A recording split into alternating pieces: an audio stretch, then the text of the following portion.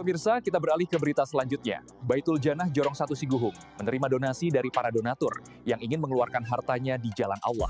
Akan digunakan untuk operasional, seperti kebutuhan untuk sholat berjamaah, belajar mengaji, dan belajar ilmu agama lainnya. Berikut laporan selengkapnya. Baitul Jannah Bandar Usang merupakan tempat ibadah untuk sholat berjamaah, sekaligus tempat belajar mengaji, serta belajar hadis Nabi dan ilmu agama lainnya. Didirikan dan dikelola oleh Ustadz Muhammad Yusuf Al-Minangkabawi, yang beralamat di Jorong 1 Siguhung Nagari Lubuk Basung Kecamatan Lubuk Basung Kabupaten Agam Provinsi Sumatera Barat.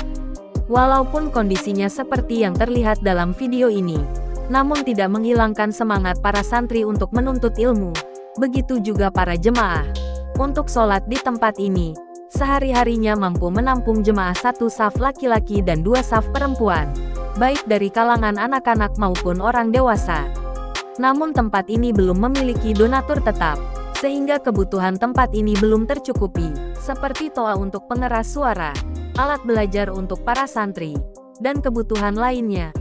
Oleh karena itu, sangat dibutuhkan donasi dari para donatur, baik sebagai donatur tetap maupun tidak.